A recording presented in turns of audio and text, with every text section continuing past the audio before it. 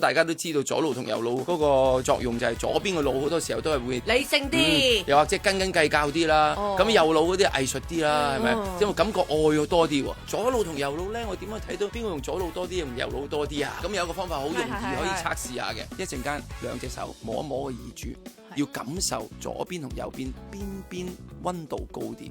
1、2、3，摸下。睇 feel 唔 feel 到？我左耳喎。左邊啊？我左耳喎。左耳咧就右腦發達啲啦。佢話個耳珠邊熱啲咧，佢另一邊腦就運作多啲嘅喎。係啊。好啦，咁啊以為完啦，係咪？呢個真係令我驚訝。仲有啊？佢話其實可以改變。哎呀，只要捽佢耳。等我嚟。好勁！哇，夠啦！太叻啦！ 9嘅乘數表係9一如9，9二如18，9二如18啊！哇！喂，再捽，要再捽，你捽都唔得啊，大哥，針夠，我點講啊？9一18 9、2、18啊嘛，93，繼續。93、23。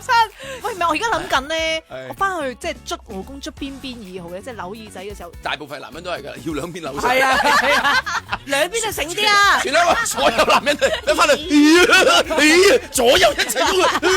俾愛我又要性少少。感情敏感揾錢，感情敏感揾錢。再講一次，我兩邊都好勁，你哋冇人信嘅。係啊，唔好再撩個耳仔啦，爆啦！即係愛因斯坦唔好掂佢啊，唔好掂佢啊，唔好掂。幫掂我耳仔啦！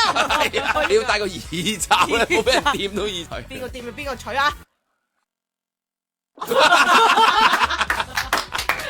但係我腦裏邊頭先真係諗起一個場景咧，就係你嘅男朋友同你親熱嘅時候，可能有時都會搭下錫下耳仔，錫下耳仔噶嘛。一錫你嘅耳仔嘅時候，你會點咧？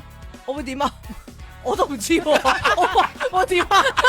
點啊？我會唔知啊！好新鮮啊！講句㗎，吹啊！吹我！佢心諗嚇死咩？